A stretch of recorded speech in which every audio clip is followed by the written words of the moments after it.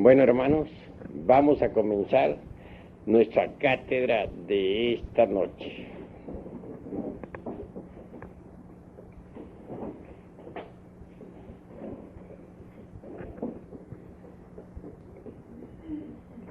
Incuestionablemente, la humanidad terrestre ha pasado por diversas fases de desenvolvimiento, y esto es algo que debemos analizar juiciosamente.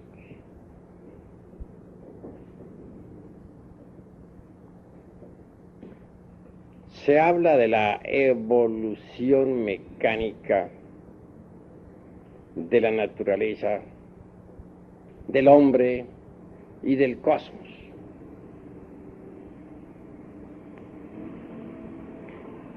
Desde el punto de vista antropológico, hemos de comprender que existen dos clases de evolución. La primera se iniciaría, obviamente, con la cooperación sexual debidamente comprendida en todos y cada uno de sus aspectos.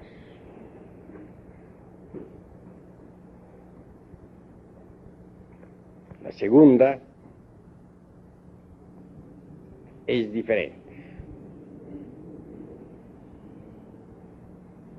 Incuestionablemente, en principio, la raza humana se multiplicaba en la misma forma en que las células se multiplican. Bien sabemos nosotros que el núcleo se divide en dos dentro de la célula viva, que especializa una determinada cantidad de citoplasma y materias inherentes para formar célula nueva. Las dos se dividen a su vez en otras dos, y así, mediante el proceso fisíparo, diríamos, de división celular, se desarrollan los organismos, se multiplican las células, etc. Si en principio los andrógenos se dividían en dos o en tres individuos,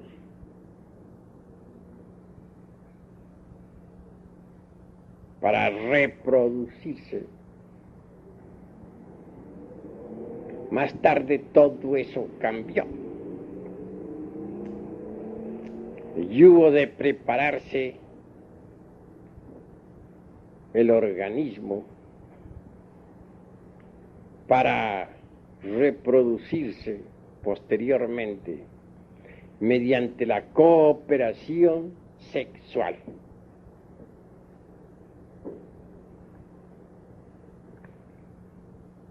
Obviamente, fue en la Lemuria, continente situado otrora en el Océano Índico, donde se realizaron los principales aspectos relacionados con la reproducción. En principio,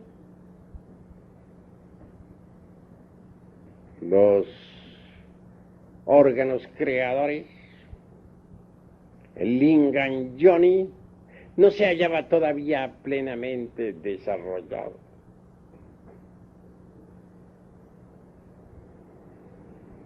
se hacía necesario que estos órganos de la especie cristalizaran totalmente y se desenvolvieran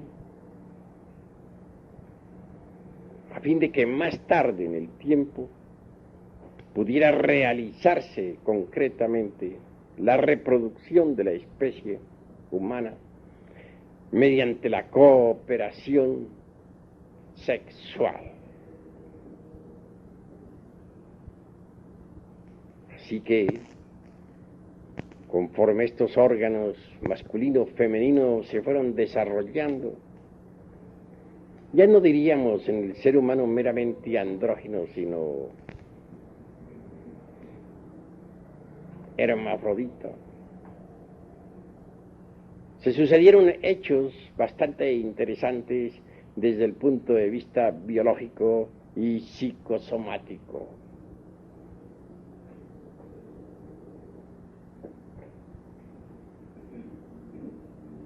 La célula fertilizante, por ejemplo, lograba hacer contacto con el óvulo y así tal célula átomo se desprendía del organismo del padre-madre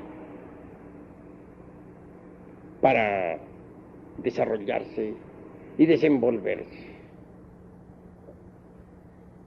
Como secuencia o corolario, mediante procesos muy delicados devenía luego una nueva criatura.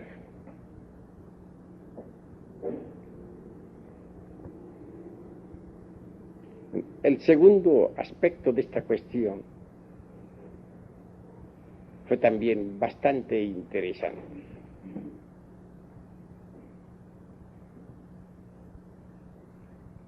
Si bien es cierto que en principio gérmenes vivientes se desprendían como radiación atómica para desarrollarse exteriormente y convertirse en nuevas criaturas, en el segundo hubo cierto cambio favorable.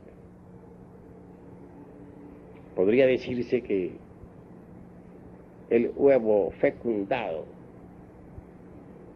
el óvulo que normalmente el sexo femenino elimina de sus ovarios cada mes, tenía cierta consistencia extraordinaria. Era ya un huevo en sí mismo, en su constitución intrínseca. Un huevo fecundado interiormente dentro del padre-madre, dentro del hermafrodita. Un huevo que al salir al mundo exterior podía desenvolverse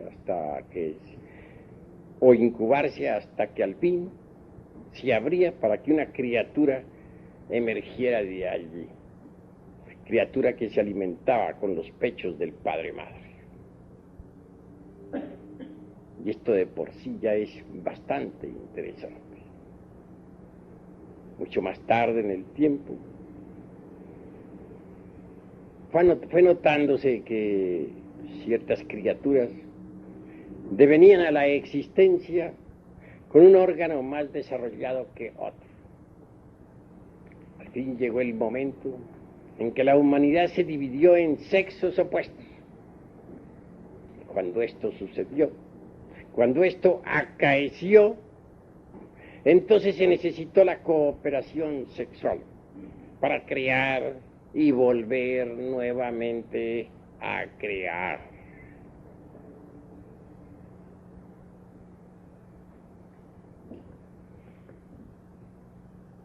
Las genealogías de Haeckel con respecto al posible origen del hombre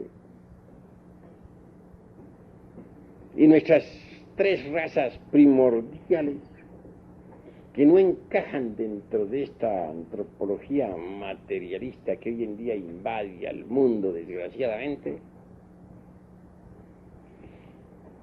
son en verdad el hazmerreír de los antropólogos materialistas, enemigos de lo divinal. Ellos se burlan por igual, tanto de la genealogía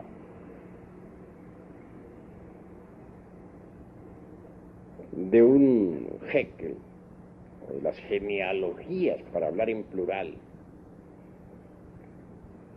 como de los linajes aquellos de Homero. Recuerden ustedes claramente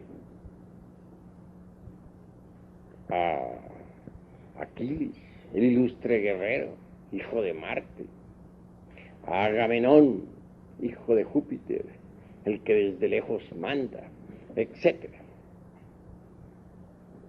Frases o palabras poéticas de aquel hombre que cantara en otros tiempos a la vieja Troya y a la cólera de Aquiles, el guerrero.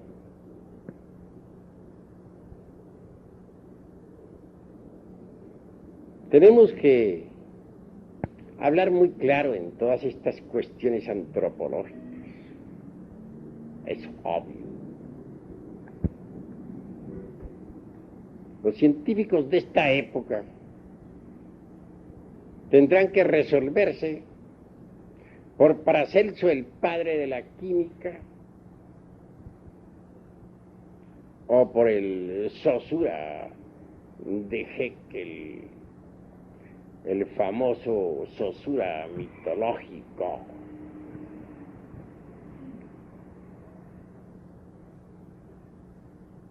En todo caso, es mucho lo que tenemos que analizar e investigar dentro del terreno exclusivamente antropológico. Si se negara la división de la célula viva o el proceso reproductivo primigénito o primordial, tendría que negarse también, de hecho, la reproducción del monerón o átomo del abismo acuoso de Haeckel, dividiéndose a sí mismo para multiplicarse.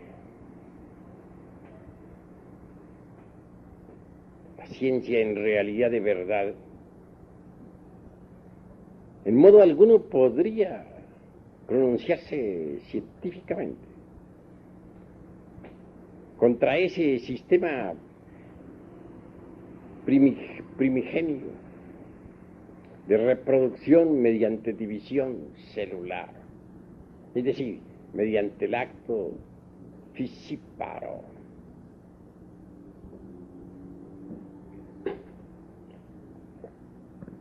Sin embargo, nos damos cuenta claramente de que estas dos teorías expuestas sobre la forma como comenzara la reproducción, ya por medio de la cooperación sexual, o aquella otra en que los órganos creadores deben desarrollarse antes de iniciarse la posible cooperación, es muy discutible y espinoso. Todas las teogonías religiosas, desde la órfica,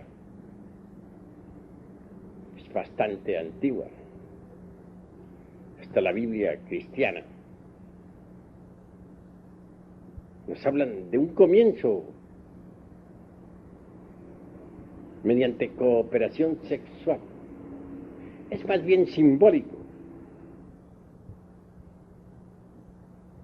Podría repetirse a cargo de la alquimia, pero no científico o antropológico, que no podría comenzar un proceso evolutivo con cooperación sexual, claramente, cuando todavía los órganos creadores no han sido creados. Obviamente tiene que haber habido un periodo de preparación para la reproducción mediante cooperación. Un periodo durante el cual los órganos creadores hubieron de desarrollarse y desenvolverse en la fisiología orgánica del ser humano.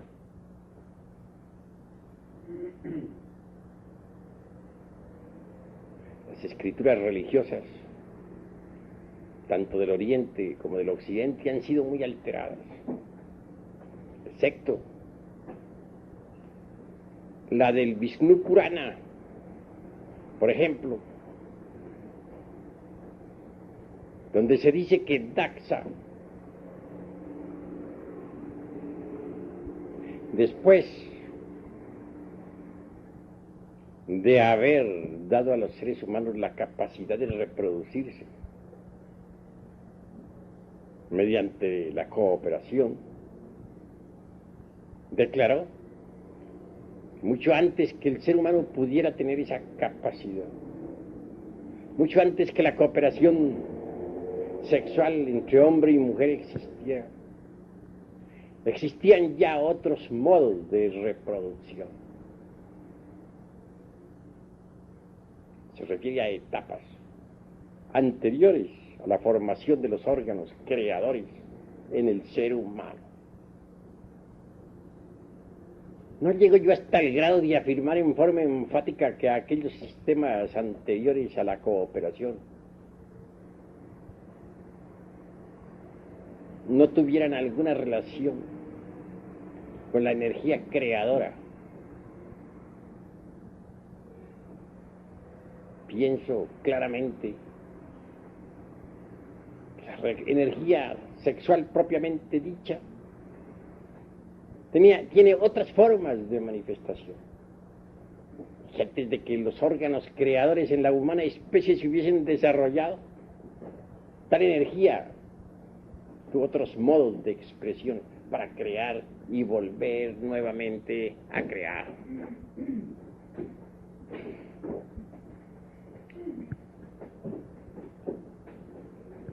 Es lástima que las Sagradas Escrituras de todas las religiones hayan sido adulteradas. Bien sabemos que hasta el mismo Esdras no dejó de alterar un poco el Pentateuco en la Biblia hebraica.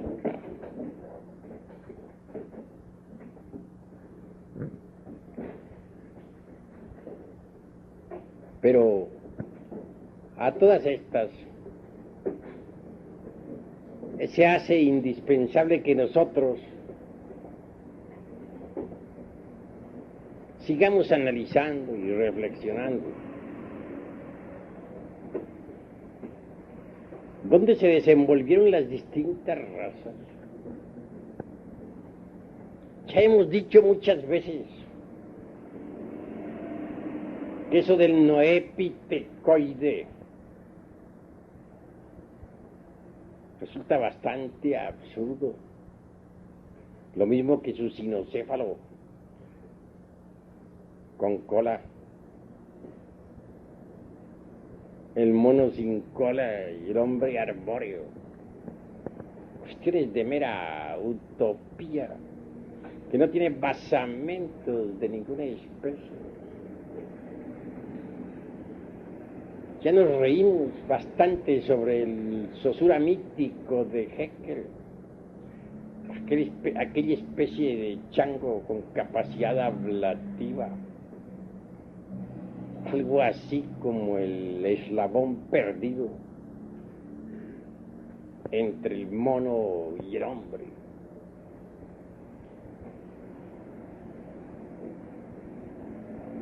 Así hace necesario saber dónde se han desarrollado estas razas.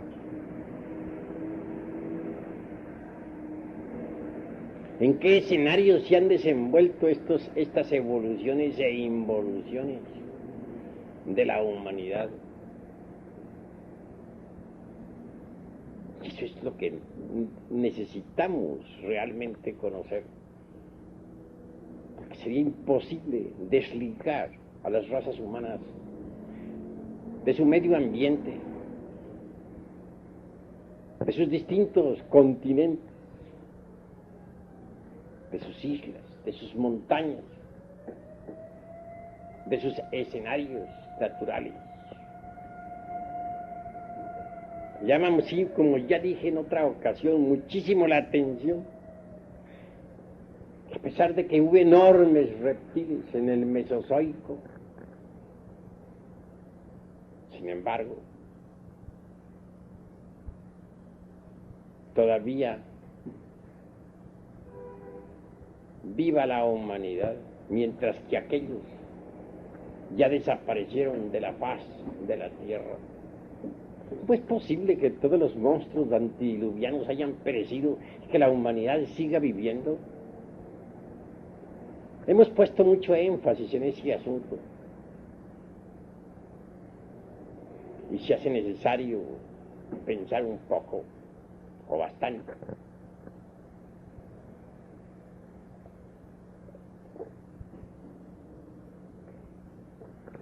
Que el ser humano esté relacionado con su ambiente es algo que no se puede negar.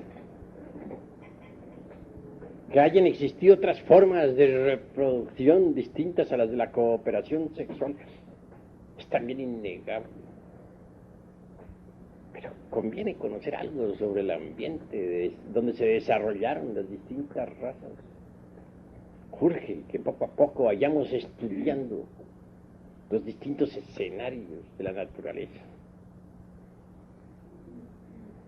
No negamos en modo alguno que hay hechos que los astrónomos verdaderamente no conocen.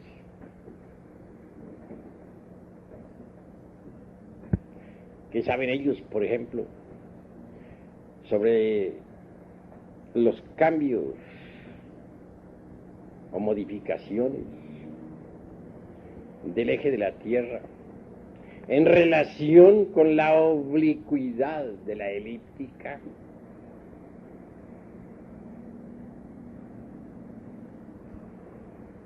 Laplace, aquel que inventara su famosa teoría, que hasta hoy existe, afirmando que todos los mundos salen de sus correspondientes nebulosas, hecho que nunca ha sido comprobado.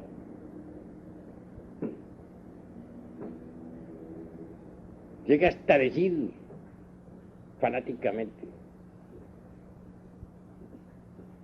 que la declinación del eje de la Tierra en relación precisamente con la elíptica, con la oblicuidad de la elíptica, es casi nula, y que así ha sido siempre en forma secular.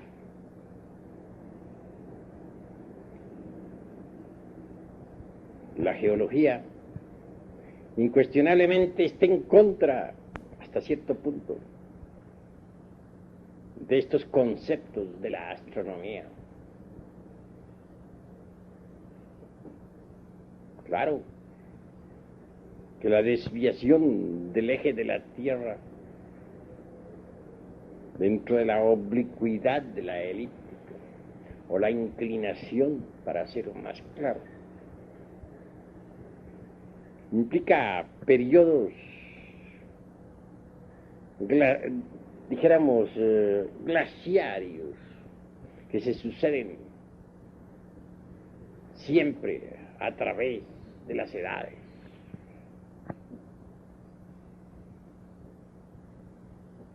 Si negáramos los periodos glaciarios, estaríamos afirmando cosas absurdas. porque las glaciaciones están completamente demostradas y tienen su base precisamente en la desviación del eje de la Tierra, en su inclinación, dentro de la oblicuidad, de la elíptica.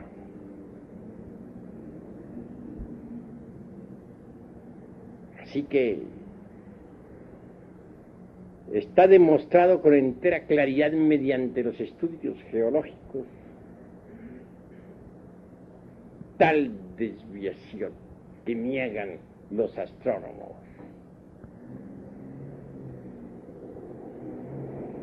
Geología y astronomía se encuentran pues opuestas en esta cuestión.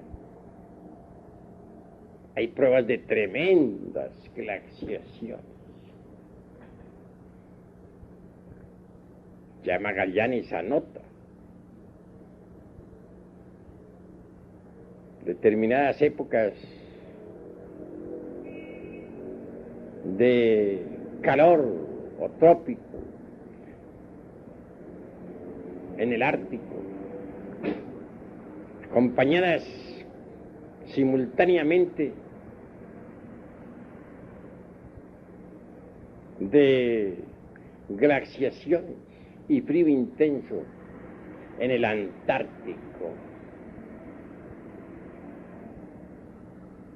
Hemos llegado a un punto bastante interesante. Y es esta cuestión de los glaciales.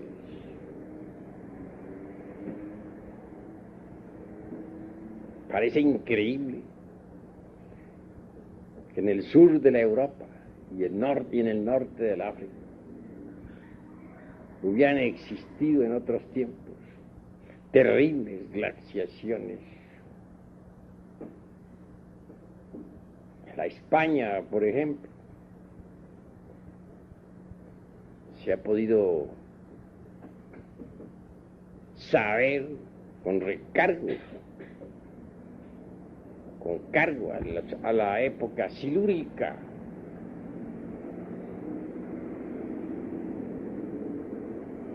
que existieron glaciaciones tremendas.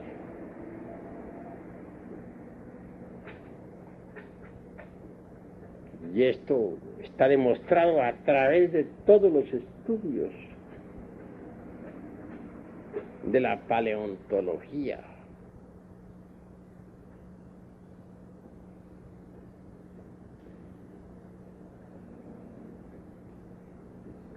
En tanto, nadie podría hoy en día negar que se han descubierto, por ejemplo, en la Siberia, y especialmente en la desembocadura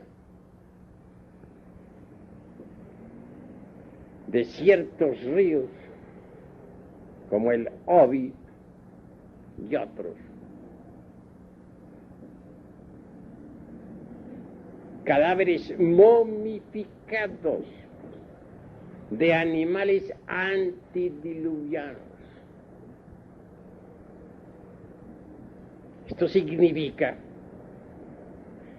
que la Siberia, que fue tan fría, en otros tiempos fue trópico de gran calor. Lo mismo que la Groenlandia, la península escandinavia de Suecia y Noruega, hasta Islandia, y todo esa herradura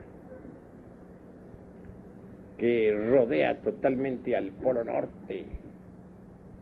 Si hubiera habido calor en esas regiones, imposible, diría cualquiera. Y sí, la paleontología lo ha confirmado. Criaturas bastante interesantes han sido descubiertas precisamente en las citadas bocas de los ríos que he citado, que he mencionado. Y esto nos invita a todos a la reflexión. Durante la época de la Atlántida, Los polos norte y sur no estaban donde están ahora. Entonces el polo norte, el Ártico, estaba ubicado sobre la línea ecuatorial en el punto más extremo oriental del África, y el Antártico, el polo sur, se hallaba exactamente ubicado sobre la misma línea ecuatorial, hacia el opuesto, un lugar específico en el Pacífico.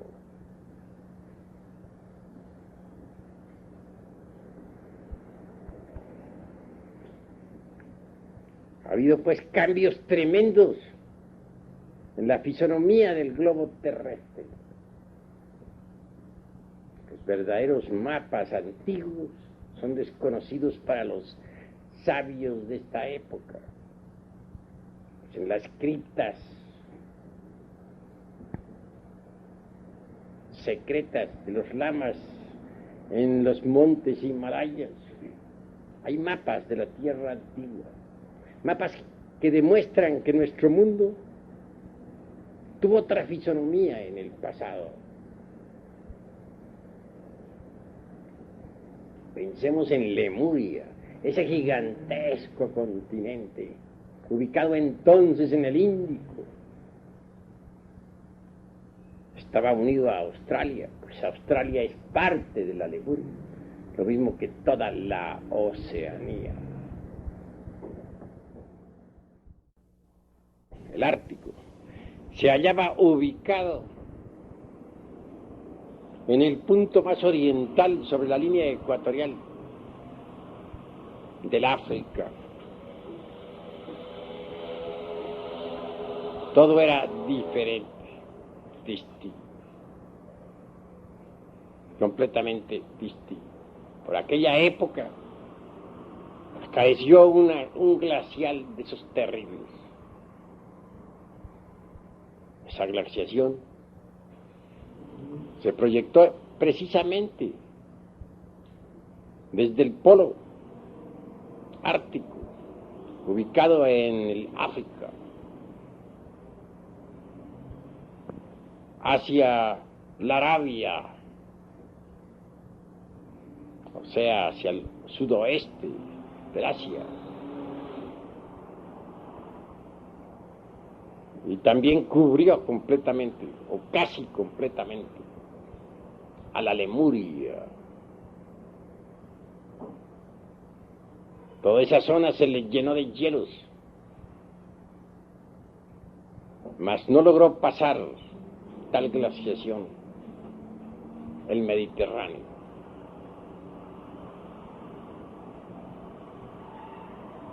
Resulta pues interesante que hay épocas en que nuestro mundo tierra pasa por tales glaciaciones, en que el hielo invade determinadas zonas,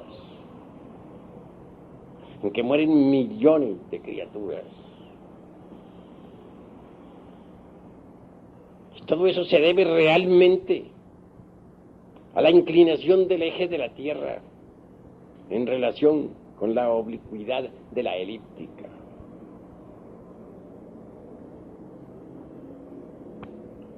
El ser humano ha tenido que desarrollarse en distintos escenarios. Y nosotros debemos conocer a fondo cuáles son esos escenarios. Cómo surgió la América, cómo apareció la Europa, cómo se hundió la Lemuria, cómo desapareció también la Atlántida. La Lemuria fue aceptada por Mr. Darwin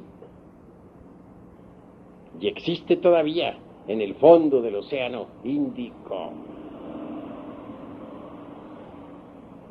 A través de sucesivas conferencias iremos estudiando todos estos escenarios donde la raza humana se ha desenvuelto. Obviamente, Los organismos han pasado por distintos cambios morfológicos en tales o cuales ambientes. Si dijéramos nosotros, por ejemplo, que el animal intelectual equivocadamente llamado hombre tiene por antepasado al famoso ratón, de que hablan ahora tanto los antropólogos materialistas, o mejor dijéramos al runcho citado por los suramericanos, estaríamos francamente falseando la verdad. Está el ratón enorme o runcho de Sudamérica. Ya sabemos que deviene originalmente de la Atlántida de Platón, que mucho antes de que existiera la Atlántida, el hombre existía. Entonces el hombre es anterior al famoso runcho atlante, o ratón, como se le cita ahora por estos tiempos. Si dijéramos que el hombre deviene originalmente de ciertos primates y más tarde de ciertos homínidos de la antigua tierra lemúrica, tan aceptada por Mr. Darwin, también estaríamos falseando la verdad. Porque antes de que los simios existieran, mucho antes de que hubieran aparecido los tan cacareados primates u homínidos, el hombre ya existía. Aún más, antes de que la reproducción de las especies se desenvolviera por cooperación, el hombre ya existía. El hombre es muy anterior todavía a la misma Lemuria, tan aceptada por Mr. Darwin.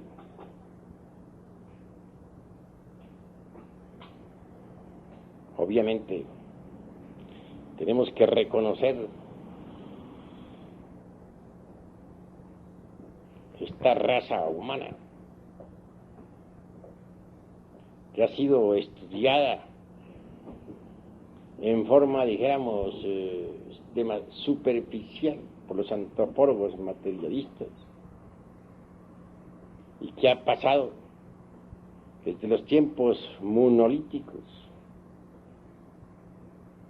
por las etapas del Eoceno, del Mioceno y del Plioceno, es más antigua todavía que los continentes Atlante y Lemur. Mas será necesario, repito, seguir estudiando los distintos escenarios de nuestro mundo para comprender mejor los diversos procesos de evolución e involución de las distintas razas humanas. Por de pronto, quiero decirles que nosotros los gnósticos somos firmes en nuestros conceptos, y que si se nos pone a escoger entre un Paracelso como padre de la química moderna o un Haeckel como creador del famoso Saussure mítico, francamente nos resolvemos por el primero, por el gran sabio Paracelso. Hasta aquí mis palabras por esta noche. Paz inverencial.